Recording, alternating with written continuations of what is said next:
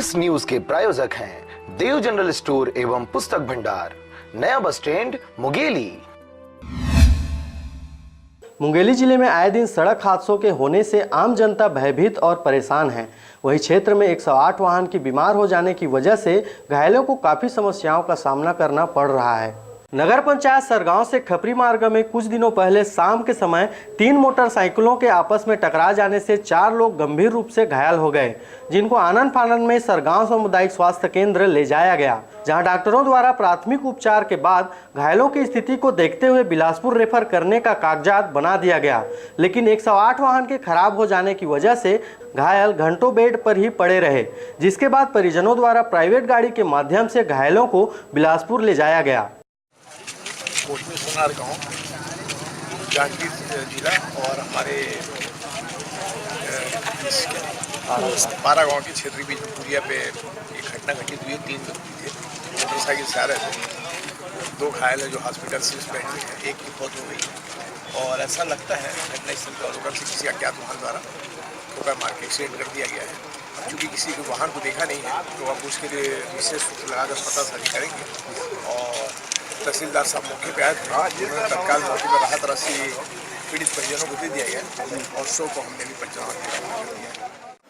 उस दिन जो है ओवर एरिया में सरगांव में एक्सीडेंट हुआ है। 2 बाइक में आपस में एक्सीडेंट हुआ था। एक में 3 लोग थे सवार और एक में 2 लोग थे।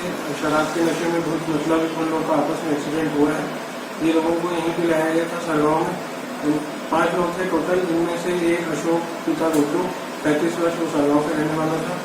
संजू गंगा प्रसाद 28 वर्ष वो कजी के रहने वाले। भोला राम पिता रमेश 22 साल वो उपसरा बेमेतरा के थे। कमलेश टेकराम बलौदा बाजार के और एक जन वेद प्रकाश जो मतलब रेफर कर दिए गए थे, यहीं सही के थे वो, और पिता का नाम महेश। इन लोग को 22 तारीख को लाया गया था। रेफर होने के बाद ये 2 दिन उपरांत उनकी डेथ की सूचना मिली। वहीं क्षेत्र में हो रहे सड़क हादसे क्षेत्र के जनप्रतिनिधि व अधिकारियों के पोल खोल रही है।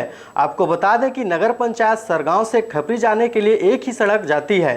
साथ ही सरकारी शराब दुकान भी इसी रोड में संचालित है और यही कारण है कि सरगांव से खपरी पहुंच मार्ग काफी व्यस्त रहता है व आए दिन सड़क हादसे होने से आम राहगीरों की मौत तक हो रही है। वहीं इस रोड के भीड़ भाड़ को देखते हुए सरगांव के जनप्रतिनिधि व अधिकारियों द्वारा किसी भी प्रकार की लाइटिंग की कोई व्यवस्था नहीं की जा रही है। इतना ही नहीं, इनके द्वारा आम लोगों को हो रही इस गंभीर समस्याओं को मुख्य दर्शक बनकर देखने मात्र का काम किया जा रहा है। और 108 के चक्कर में शासन जो योजना चला रहा है, 50% मरीज सिर्फ 108 वालों से बात करते करते मर जाते हैं।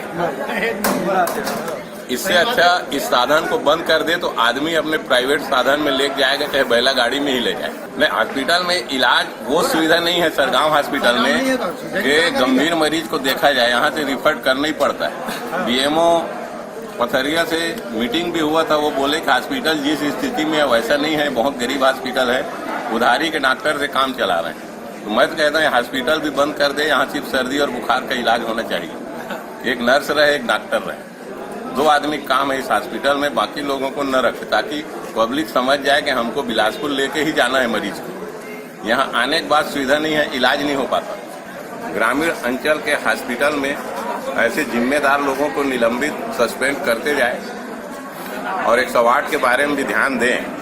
और बल्कि मेरा तो निवेदन समस्त ग्राम वासियों की तरफ से ये है पूरी छत्तीसगढ़ कि स्वास्थ्य मंत्री एक बार जो है एक हॉस्पिटल का 5 मिनट के लिए निरीक्षण करे और जो दोषी पाया जाता है उनको तत्काल जो है प्रभाव से निलंबित कर दे।